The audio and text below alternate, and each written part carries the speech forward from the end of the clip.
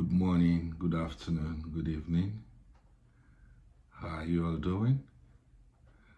It's been like a few days now that I dropped a video. I've been posting maybe one or two videos, but probably other people's content. Just got a few time now. I decided to like quickly record this video. Basically, I want to title this video "Some Shocking Differences Between Nigeria and Canada That You May Not Know, or you may not know some of them, you might know some of them, or you want to call it maybe culture shock or something like that. Things that we do differently in Nigeria and most part of Africa, and how it is here in Canada and maybe in some other Western countries. So, like I said, I want to call this video maybe some major differences between Canada and Nigeria, or I say some culture shock or differences that you don't know about Canada and Nigeria. Thank you everybody once again. Thank you for all the likes, thank you for all the follow, thank you for sharing my video. And if you have not followed my page yet or my channel, please kindly follow and kindly share my videos. I appreciate and I don't take all this for granted. Basically, I will say, okay, I probably have like 11, 12. There are far more than this, but I just want to like take maybe 10, 11, 12, 13, just like that. It depends. I might lump some together, so it might reduce to like 11, 12 or so. So the first one I want to talk about is here in Canada, unlike Nigeria, you refer to everybody by their first name. My full names are Matthew Sule Olocheya. So no matter who I meet, no matter whether I'm far ahead of that person or the person is, we address everybody by the first name. Even if you work in an office, you see the CEO, you call him by his first name. Let's assume the CEO's name is Michael. Hey, Michael. Just like that. There's no offense. But in Nigeria, you dare call your CEO by first name, they will sack you that day. They will sack you that day. You understand? So basically here, we address everybody by first name, no matter who that person is. Just call the person by first name. There's no offense. And here, another thing I notice here is people don't greet each other. If you just see, you can just say, hey, hey, that's all. Or if you see each other, you can walk past, nobody's angry, nobody takes it personal. Hey, hey, probably you might meet yourself in the elevator, maybe like 6 in the elevator, everybody will just be looking at themselves. Just like this morning as I was coming to work, we're like 4 in the elevator, just looking at ourselves. No hi, no good morning. I see that like a major difference. If you come to Nigeria workplace, every morning you just be hearing good morning everywhere. Good morning, good morning. What did you eat? How was your night? You'll be hearing everywhere. Here it's not like that. You understand?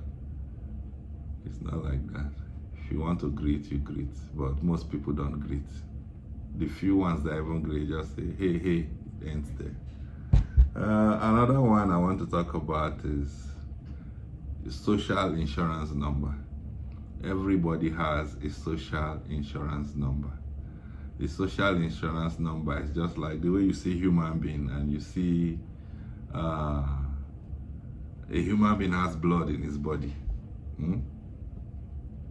If you take that blood and you take it for a lab test, you know whatever that is happening to that person, right? So social insurance number is just like that.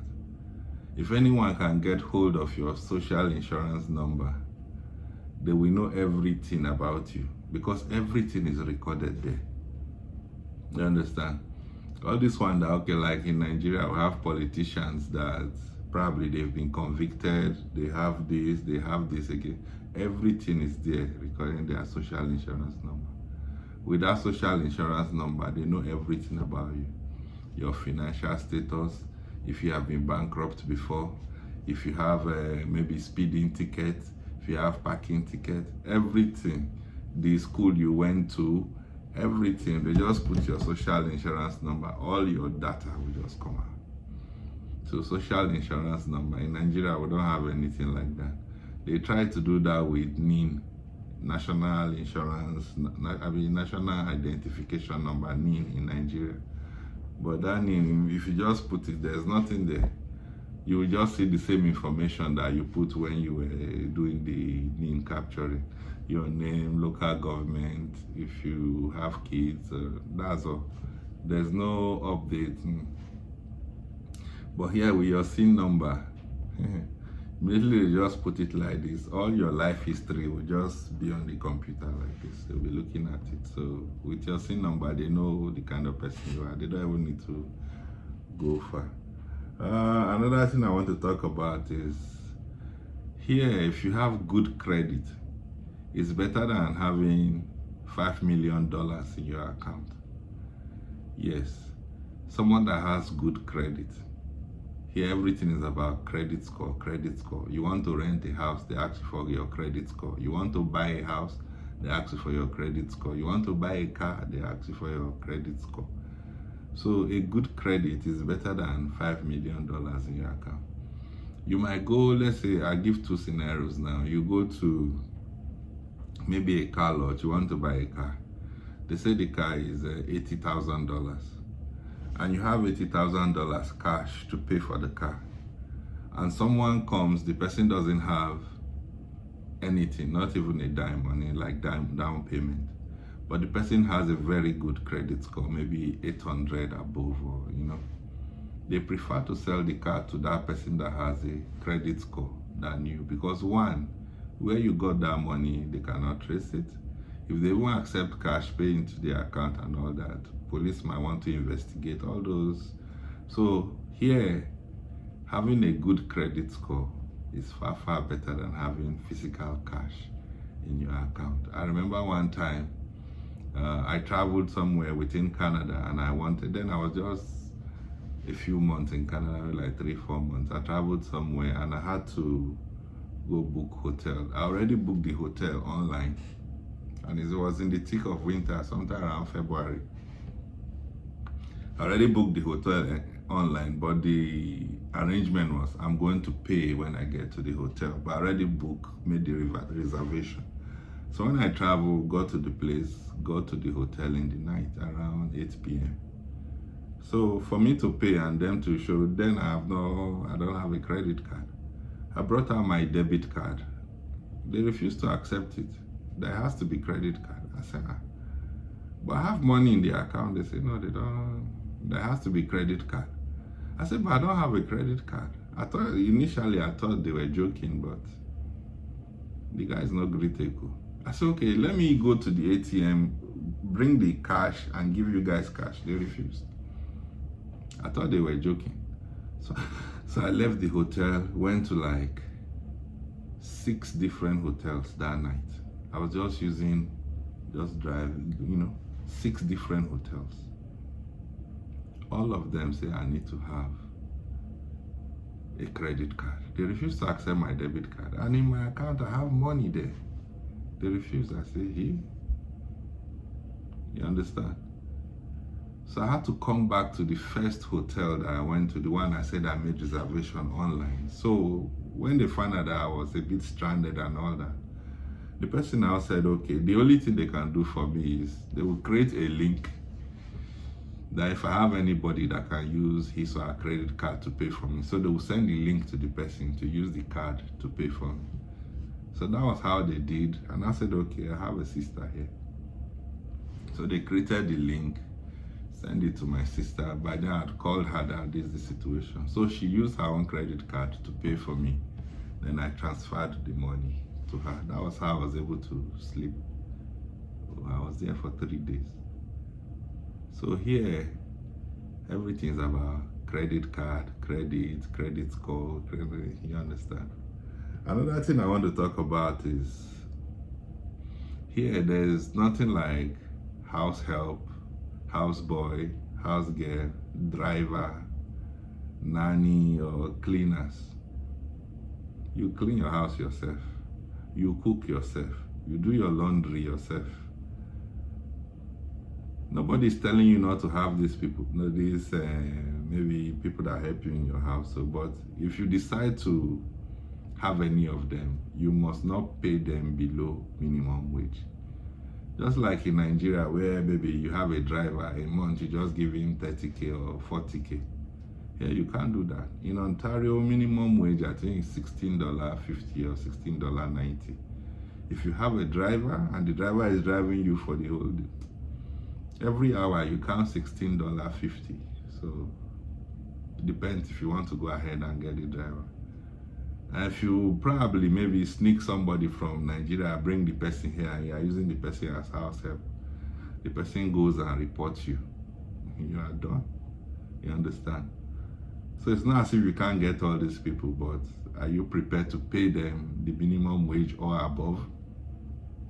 That's why most people don't get all these things. They do things themselves.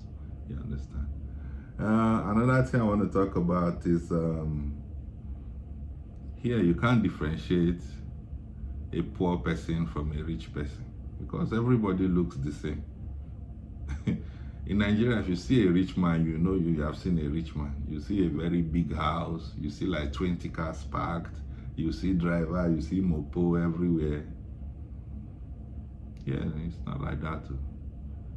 Whether you're a rich man, you're a poor man, everybody looks the same. Because even a poor man that has a good credit score can walk to a shop, they'll just check his credit history, credit score, even if he has a job. If he wants to buy a car, he will drive out of that that car lot with a brand new car. So when you see him driving a brand new car, you see a rich man driving it, how will you know which one bought his own with cash, which one bought his own with credit? So you hardly differentiate. Understand? And most of the houses you see here and everything is mortgage, and what they do is they check your income, check your credit score. So anybody can afford anything, depends on what you want. So it's very hard to differentiate poor people with rich people. And here all this one that in Nigeria you see rich men carry mopo, carry bouncer, nothing like that. So here everybody, if you be MD of company, you drive yourself. MD of bank, you drive yourself. You understand? That's it. So what else do I want to talk about? And one thing I noticed about here is most Canadian homes have pets. Most, I'm not saying all, most. And the pets is either dog or cat. And it's mostly dogs. And one thing is, most Canadians, they like going for exercise. They go to, maybe you see them walking, exercising and all that. If you see like 4 people walking, exercise or taking a walk, 3 out of those 4 people you have seen, they are with dog. Dog is with them, on a leash and walking with them. All of them, you just see them with dogs. You wonder, where did they carry dog take do now? Everybody has dogs. You understand? Another thing is, unlike Nigeria where they kill dog, they eat and all, here, animal get right, oh, you can't kill dog, oh, you can't, even if you see a duck, not dog now, duck, maybe crossing the road or something, all the cars will wait for them to cross, so you dare not kill that dog. Voila, you understand? So animals have rights, and most Canadians, they have pets, and most of the pets, most of them are dogs. You understand? Then what else do I want to talk about? I want to okay, here another good thing is every child below the age of 18 gets paid by government. It's called child care. You understand? If you are below 18, there's some amount of money government pays to your parent every month for it. It's called child care. So we don't have this kind of thing in Nigeria. Here, It's here if you have kids below 18 and you are paying your tax, and so government pays them child care support. Another thing is if you are working somewhere, your employer cannot sack you no matter what happens. Your employer, just like in Nigeria, your boss may wake up on maybe the bad side of the bed, and just come and say you are sacked, you are sacked. Here, nobody can sack you. You say what's on your mind. Nobody will use the malice. I'm not saying 100% that maybe they may not, you understand, there's a subtle way that they can mistreat you, but that they will sack you. Nobody will sack you. If it happens, you seek legal redress. There are so many employment lawyers that's their work.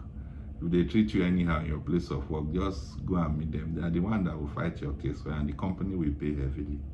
You understand? But I'm not saying it's 100%. Let's assume maybe you stole something and they can prove it. Yes, you can be sacked. Yes, nobody's asking you to come and steal. But that they will just wake up and because they don't like your face, sack you. After they have confirmed that nobody can sack you.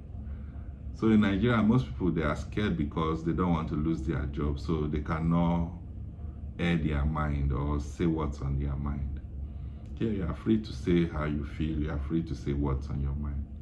Provided your employment is confirmed, nobody will come and say, we want to sack you. Nobody will do that. Another thing I want to talk about is the Canadian system. Just like most Western or developed countries, the system favors women and children. Men mostly are on their own. The system is designed to favor women and children. You understand? Starts with children first, then women, before men. Even before men, I think it favors even animals before men. Yes, I want to put it that way. So the men, they are just there. If there's a fight in this house, maybe at home or something like that, maybe your wife assaults you or something like that, and they call the police. Even you are the man that was assaulted, the police will ask you to leave the house first. You understand? Then if you now was proven that you are the one that assaulted the woman, hey, maybe you're not near that house for the next 1 year. There will be a restraining order on you. Don't go 100 meters close to that house. Or if they see that you as parents, you are not treating your children very well, they will take those kids from you. There's this social welfare, I've forgotten their name. They will come and collect your children, your biological children. They will collect them from you that you cannot take care of them. Yes, this something happened, and one Nigerian parent, she used, this, just like you have cord like this, maybe charging phone cord like this. And I think the son did something, and she used her phone charging cord to beat the son. So the son got to the school, and the son told the teacher that the mother beat him with say, hey, you are sure? She said yes. So the teacher, because the boy and the sister, they are attending the same school, so the teacher, they called the sister, and the sister said yes, it's true that the mother actually beat the boy with wire. The next thing, they reported the teacher. They just reported to these child care people. I've forgotten what they called. I think by that same day or the following day, all these child care people, they came to the house. They want to collect the children from the woman, that she cannot take care of the children. So things like that, So I think eventually they now gave her last warning or something like that. They eventually left the children, but they gave her last warning that if they hear anything like that, beat a child. Here, they know they beat children. They know they beat children. I think I've spoken about maybe like 10 or 11, so I want to stop with that. The video is long already. I just felt I should drop this quickly. Thank you for watching. If you haven't subscribed yet, please subscribe, please follow my page, and please share this video. In the comment section, just put anyone that came as a shock to you or the one you didn't know before. So let's just have a conversation. Thank you so much. On to the next one.